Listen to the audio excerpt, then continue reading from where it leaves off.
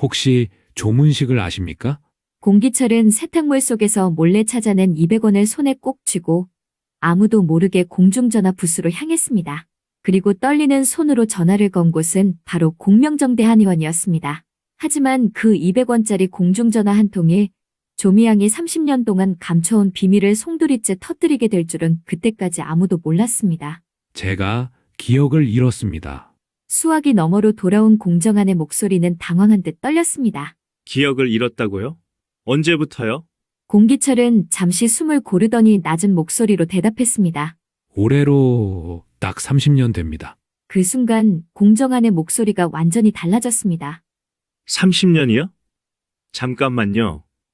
혹시 지금 어디 계십니까? 저희가 아버지를 찾고 있습니다. 바로 그때였습니다. 뚜 200원짜리 공중전화 통화가 끊겨버렸습니다. 공기철은 수화기를 내려놓고도 한참 동안 그 자리에 굳어 있었습니다. 분명 자신은 기억을 잃었다고 했을 뿐입니다. 그런데 왜 공정하는 아버지를 찾고 있다고 말한 걸까요? 하지만 진짜 충격은 여기서 끝이 아니었습니다. 구독과 좋아요 부탁드려요. 지금 시작합니다. 집으로 돌아가던 공기철은 골목 전봇대에 붙은 낡은 전단지 하나를 발견합니다. 그리고 그 전단지 속 얼굴을 보는 순간 공기철은 온몸이 얼어붙고 말았습니다. 바람에 반쯤 뜯겨나간 그 전단지는 오래된 종이처럼 누렇게 발해 있었고 누군가 오래전 급하게 붙여놓은 흔적이 선명했습니다. 공기철은 처음엔 그냥 지나치려 했습니다. 그런데 이상하게도 전단지 속 사진에서 눈을 뗄 수가 없었습니다. 한 걸음, 또 한 걸음. 공기철은 자신도 모르게 전단지 앞으로 다가섰습니다. 그 안에 찍힌 남자의 얼굴을 확인하는 순간 온몸이 얼어붙고 말았습니다. 분명 자신과 너무나 닮은 남자가 있었습니다. 오래전 자신이 잃어버린 어떤 기억의 조각처럼 낯설면서도 익숙했습니다. 하지만 이상했습니다. 자신이 알고 있는 이름은 조문식이었습니다. 그런데 전단지 속 남자의 이름은 전혀 달랐습니다. 공명정대 한의원 원장 공기철. 1995년 5월경 실종. 순간 방금 전 공중전화에서 들었던 공정한의 목소리가 다시 귓가를 때렸습니다. 저희가 아버지를 찾고 있습니다. 공기철은 전단지의 속 얼굴을 다시 바라보았습니다. 내가 혹시 공기철인가? 그 순간 공기철의 머릿속 깊은 곳에서 30년 동안 닫혀있던 문이 아주 조금씩 흔들리기 시작했습니다. 그때였습니다.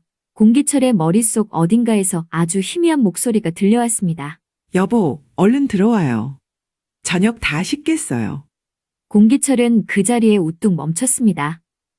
여보, 그 말은 미양의 목소리가 아니었습니다. 미양은 단 한 번도 자신을 그렇게 부른 적이 없었습니다. 늘 오빠라고 불렀고 때로는 짜증 섞인 목소리로 조문식이라고 불렀습니다. 그런데 방금 들린 목소리는 달랐습니다. 부드럽고 다정하고 오래전부터 자신을 기다려온 사람의 목소리였습니다. 나선의 이름 하나가 머릿속 깊은 곳에서 천천히 떠올랐습니다. 공기철은 숨을 삼켰습니다. 이상했습니다. 처음 떠오르는 이름인데도 전혀 낯설지 않았습니다.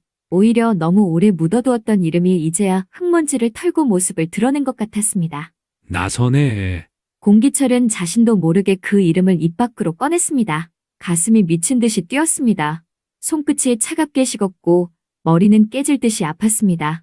하지만 이상하게도 이번에는 기억이 완전히 사라지지 않았습니다. 예전 같았으면 이런 장면이 떠오르는 순간 곧바로 안개처럼 흐려졌을 텐데 이번에는 조금 달랐습니다. 조각난 기억들이 사라지지 않고 그의 안에서 서로 맞물리기 시작했습니다. 혹시 내가 공기철인가? 설마 그럴 리가 없지. 정신을 차린 공기철은 전단지를 품속에 접어넣었습니다. 그 순간부터였습니다. 공기철의 안에서 조미양을 향한 믿음이 아주 조금씩 무너지기 시작한 것은요. 공기철은 천천히 골목길을 걸었습니다. 늘 미양의 심부름을 하며 지나던 길이었습니다. 슈퍼 앞 낡은 간판도 골목 모퉁이의 빨간 벽돌집도 전봇대 아래에 쌓인 종이상자들도 모두 익숙해야 했습니다. 그런데 그날따라 모든 것이 낯설었습니다. 마치 이 골목이 자신을 30년 동안 가둬놓은 감옥의 벽처럼 보였습니다.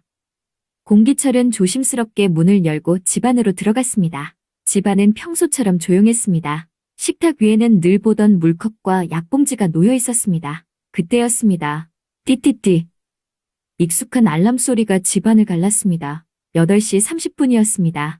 공기철의 몸이 먼저 반응했습니다. 30년 동안 몸에 새겨진 습관처럼 그의 시선은 곧장 식탁 위 약봉지로 향했습니다. 매일 같은 시간, 같은 자리, 같은 물컵, 그리고 미양이 건네던 같은 말. 오빠, 내가 없어도 시간 맞춰서 꼭 약 먹어. 이거 안 먹으면 오빠 죽어. 그 말은 30년 동안 공기철을 붙잡아둔 족쇄였습니다. 처음에는 정말 무서웠습니다. 기억을 잃은 채 눈을 떴을 때 공기철에게는 아무것도 없었습니다. 이름도 가족도 집도 과거도 없었습니다. 그때 미양은 자신을 살려준 사람처럼 곁에 있었습니다. 오빠는 나 아니면 못 살아. 경찰이 오빠를 찾으면 큰일 나. 밖에 나가면 오빠 잡혀가. 공기철은 그 말을 의심할 수 없었습니다. 아니, 의심하는 법조차 몰랐습니다. 아무 기억도 없는 사람에게는 누군가가 말해주는 이야기가 곧 진실이었으니까요. 그래서 먹었습니다. 속이 울렁거려도 먹었습니다. 머리가 멍해져도 먹었습니다. 눈앞이 흐려지고 하루가 통째로 사라지는 느낌이 들어도 공기철은 그 약을 삼켰습니다. 죽고 싶지 않았기 때문입니다. 그리고 미양이 자신을 살리고 있다고 믿었기 때문입니다. 하지만 오늘은 달랐습니다. 약을 먹지 않았더니 기억이 돌아왔습니다. 품속에 접어둔 전단지가 심장 가까이에서 바스락거렸습니다. 공기철은 자신도 모르게 가슴을 눌렀습니다. 그 안에는 분명히 자신의 얼굴과 닮은 남자가 있었습니다. 아니, 어쩌면 자신 그 자체일지도 모르는 사람이 있었습니다.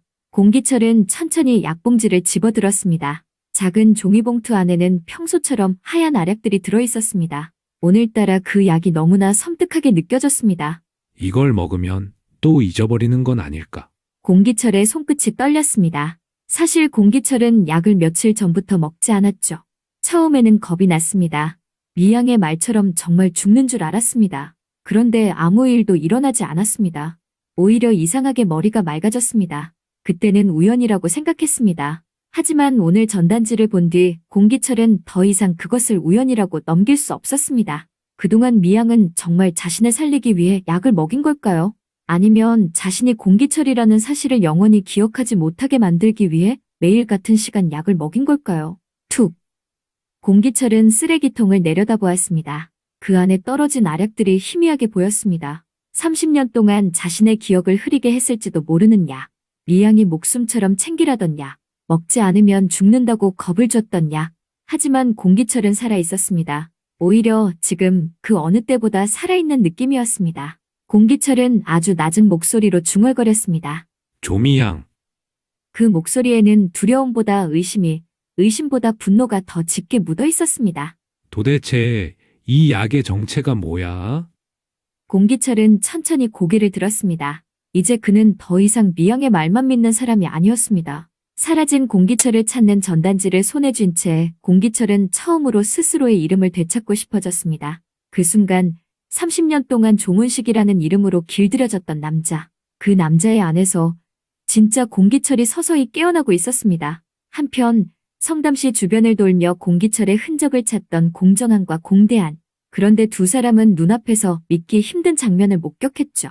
폐유지를 줍던 아저씨들이 이상하게도 다른 종이는 그대로 두고 공기철 실종 전단지만 따로 챙겨버리는 장면을 목격했습니다. 이것 보세요.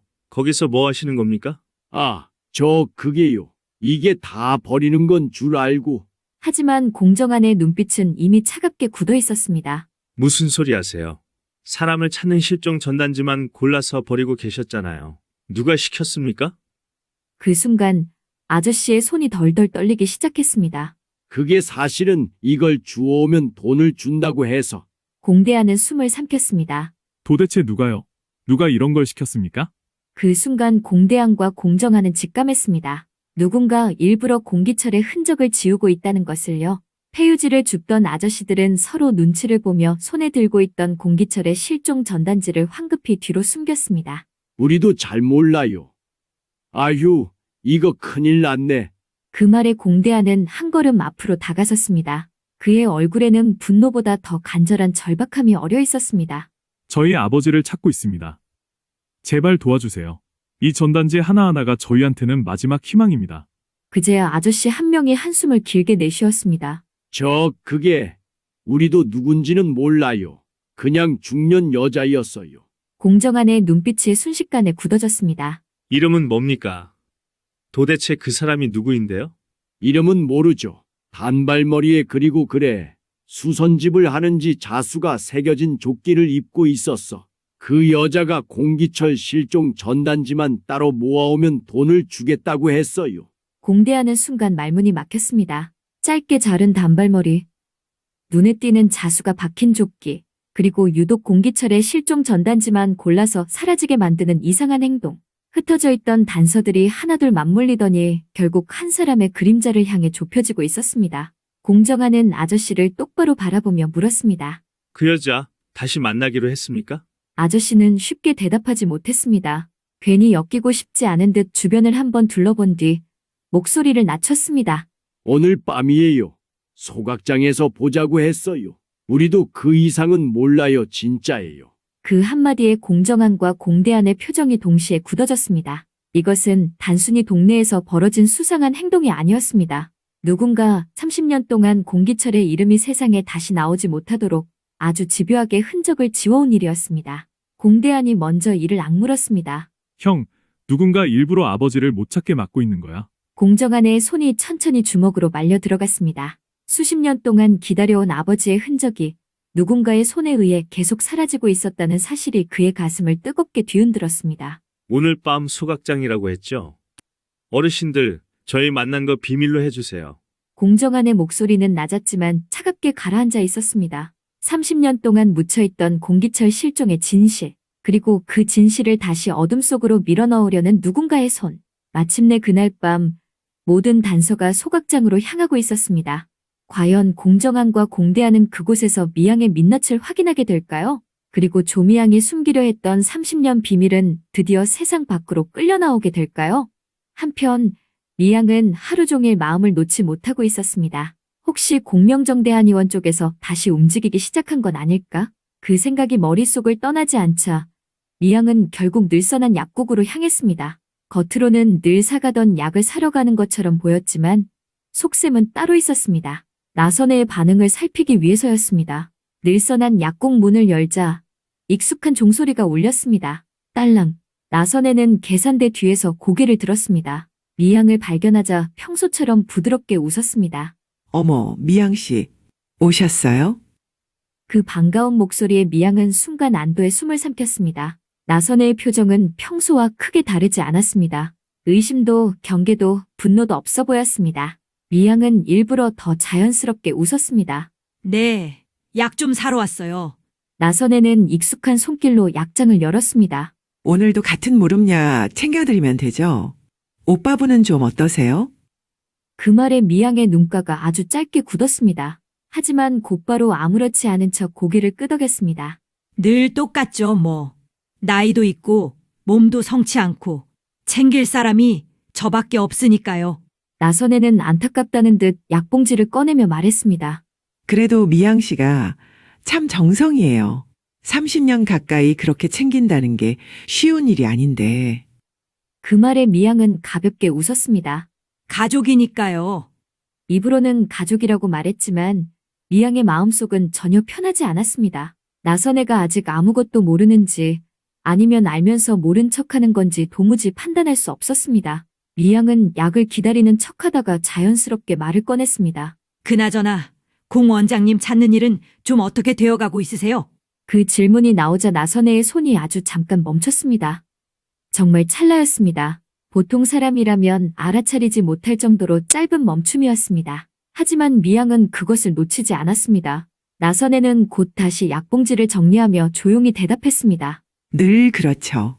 전단지도 붙이고 연락 오는 곳도 확인하고 그래도 아직은 확실한 게 없네요.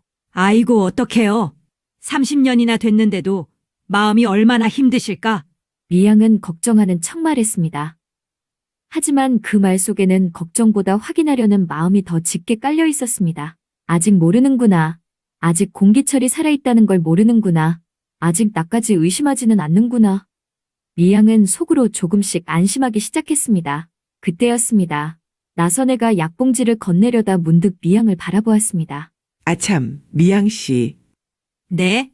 그러고 보니 제가 30년 가까이 약을 드렸는데도 오빠분 성함을 제대로 물어본 적이 없네요. 미양의 손끝이 굳었습니다. 성함이요? 네. 갑자기 생각이 나서요. 미양 씨가 늘 오빠라고만 하셔서요. 혹시 성함이 어떻게 되세요? 아주 평범한 질문이었습니다. 하지만 미양에게는 심장을 찌르는 질문처럼 느껴졌습니다. 머릿속이 빠르게 돌아갔습니다. 혹시 의심하는 건가? 왜 갑자기 이름을 묻지? 누가 뭘 말했나? 전단지 때문에? 아니면 공기철이 직접 연락이라도 한 걸까? 미양은 순간 표정을 잃을 뻔했습니다. 하지만 곧 억지로 입꼬리를 올렸습니다. 조문식이에요. 대답은 빨랐습니다. 너무 빠를 정도였습니다. 나선애는 조용히 미양을 바라보았습니다. 미양은 괜히 말을 덧붙였습니다. 우리 오빠 이름이 조문식이에요. 어릴 때부터 몸이 좀 약해서 제가 챙기고 있는 거예요. 약사님도 아시잖아요. 나선애는 고개를 끄덕였습니다. 그렇군요. 조문식 씨. 나선애가 그 이름을 천천히 되뇌는 순간 미양의 등줄기에 식은땀이 흘렀습니다. 아무것도 아닌 이름이어야 했습니다. 30년 동안 공기철에게 덮어씌운 이름, 이제는 누구에게 말해도 의심받지 않아야 하는 이름. 그런데 오늘따라 그 이름이 거짓말처럼 들렸습니다. 미양은 급히 화제를 돌렸습니다. 약사님, 저도 샅샅이 찾아보고 있어요. 공원장님, 일은 너무 안타깝잖아요. 걱정 마세요.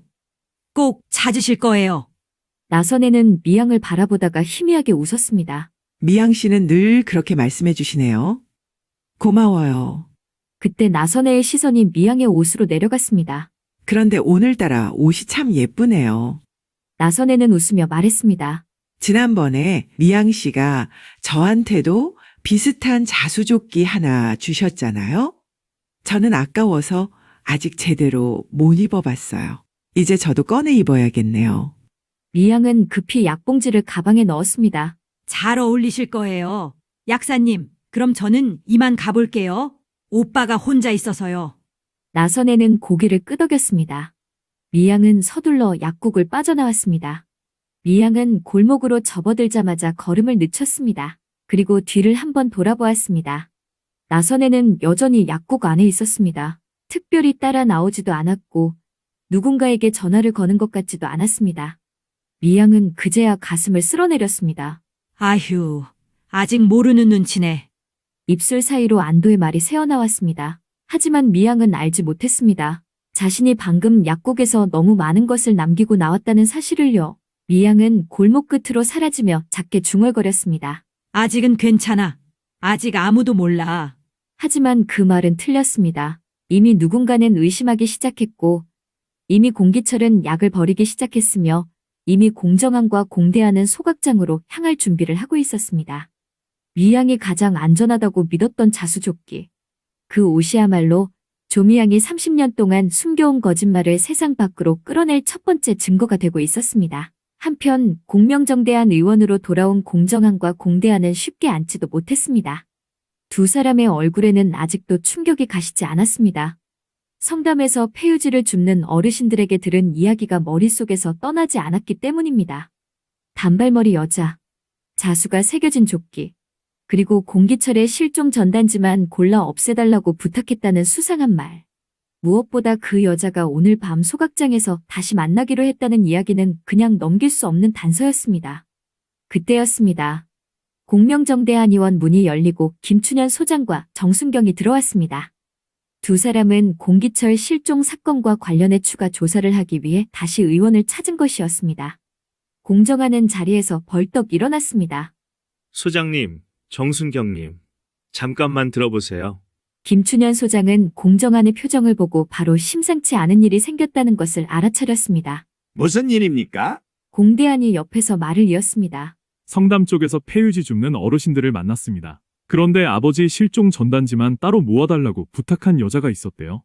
정순경의 눈빛이 날카롭게 변했습니다. 실종 전단지만요? 네.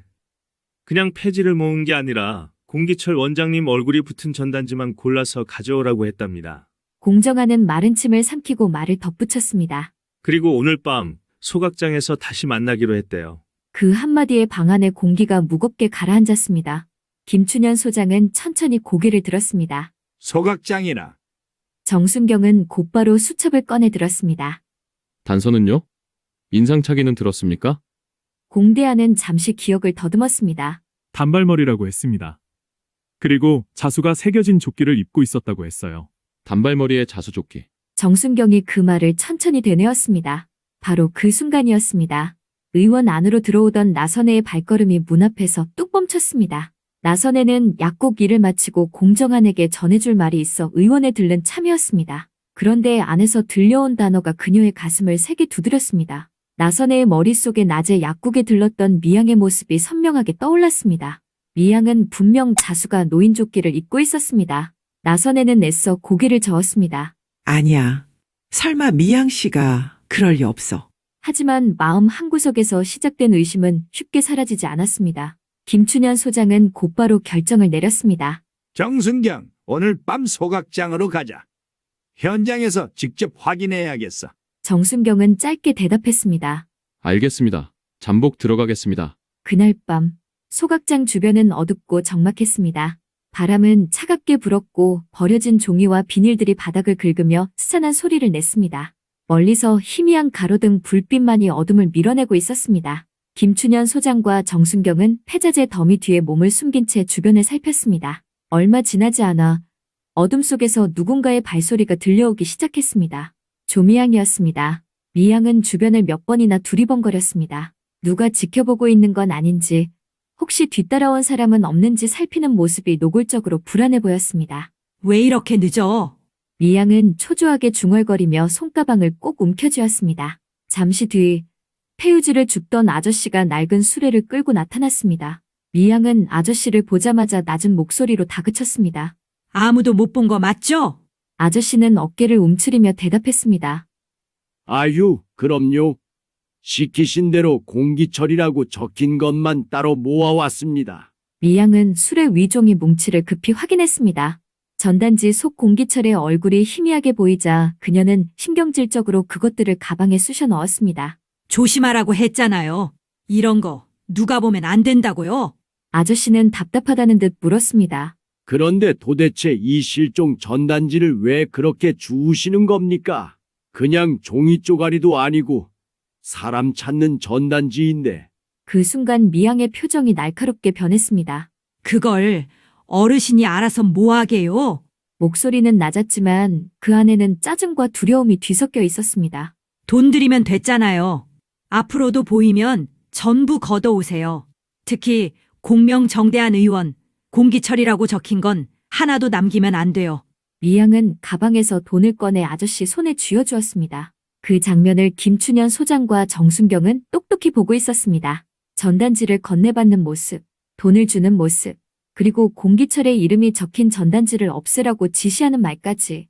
더는 기다릴 이유가 없었습니다. 김춘현 소장이 자리에서 일어났습니다. 조미양 씨, 미양은 그 목소리를 듣는 순간 온몸이 굳었습니다. 천천히 고개를 돌린 미양의 눈앞에 김춘현 소장과 정순경이 서 있었습니다. 조금 떨어진 곳에서는 공정한과 공대한이 분노에 찬 얼굴로 걸어오고 있었습니다. 미양의 손에서 전단지 뭉치가 툭 떨어졌습니다. 바닥에 흩어진 종이 위로 공기철의 얼굴이 드러났습니다. 정순경은 차갑게 말했습니다. 공기철 씨 실종 전단지를 의도적으로 수거하고 은폐한 정황, 그리고 돈을 주고 이를 지시한 정황까지 확인했습니다.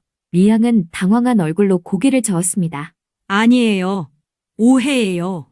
저는 그냥 지저분해서 치우려고. 공정한이 참지 못하고 앞으로 나섰습니다. 지저분해서요? 그의 목소리는 떨리고 있었습니다. 30년 동안 사라진 우리 아버지 얼굴이 붙은 전단지를 지저분하다고 치운 겁니까? 미양의 입술이 파르르 떨렸습니다. 공대한도 이를 악물고 물었습니다. 왜 그랬습니까? 왜 아버지를 찾는 전단지만 골라 없앴습니까? 아버지가 어디 있는지 알고 있는 거죠? 미양은 대답하지 못했습니다. 그녀의 시선은 바닥에 흩어진 전단지와 사람들의 얼굴 사이를 미친 듯이 오갔습니다. 도망치고 싶었지만 이미 늦었습니다. 30년 동안 어둠 속에 숨겨왔던 행동이 바로 그 소각장에서 모두의 눈앞에 드러나고 말았습니다. 그때 차 안에서 나선혜가 천천히 내려왔습니다. 나선혜는 바닥에 떨어진 전단지를 바라보다가 미양을 향해 조용히 물었습니다. 미향 씨, 그 목소리는 너무나 낮고 아팠습니다. 당신이었어요? 미양은 그 한마디에 완전히 굳어버렸습니다. 나선혜의 눈에는 분노보다 더 깊은 배신감이 고여 있었습니다. 30년 동안 함께 걱정해주는 척했던 사람, 약국에 와서 위로하는 척했던 사람, 그런데 그 사람이 뒤에서는 남편을 찾는 전단지를 없애고 있었다는 사실이 나선혜의 가슴을 찢어놓고 있었습니다. 아니야. 난 잘못한 거 없어. 내가 뭘 했다고 이래요. 하지만 아무도 그 말을 믿지 않았습니다. 바닥에는 공기철의 얼굴이 찍힌 전단지가 흩어져 있었고 미양의 손에는 아직 돈을 꺼낸 흔적이 남아 있었으며 폐유지 아저씨는 모든 사실을 들었다는 듯 고개를 숙이고 있었습니다. 공정아는 떨리는 손으로 전단지 한 장을 집어들었습니다. 그 안에 공기철 얼굴을 바라보는 순간 그의 눈시울이 붉어졌습니다. 아버지, 30년 동안 찾고 또 찾았던 이름, 그 이름을 누군가가 일부러 지워왔다는 사실이 공정한의 분노를 더 깊게 만들었습니다. 그날 밤 소각장에 흩어진 전단지들은 단순한 종이가 아니었습니다. 30년 동안 묻혀있던 진실의 조각이었고 조미양이 끝까지 숨기려 했던 죄의 흔적이었습니다. 그리고 마침내 그 흔적 앞에서 조미양의 거짓말은 처음으로 무너지기 시작했습니다. 한편 같은 시각 집에 홀로 남은 공기철의 기억은 점점 더 또렷해지고 있었습니다. 약을 먹지 않자 사라진 줄 알았던 이름들이 하나둘 떠오르기 시작했고 공기철은 마침내 결심합니다. 다시 한번 공중전화로 가야겠다고요. 이번에는 끊어진 통화를 다시 이어야 했습니다. 이번에는 자신이 정말 조문식이 아니라 공기철인지 확인해야 했습니다. 과연 공기철은 다시 공정한에게 전화를 걸 수 있을까요? 그리고 소각장에서 딱 걸린 조미양은 끝내 30년 비밀을 털어놓게 될까요? 오늘 이야기는 여기까지입니다. 영상이 재미있으셨다면 구독과 좋아요 꼭 부탁드립니다. 오늘도 시청해주셔서 진심으로 고맙습니다.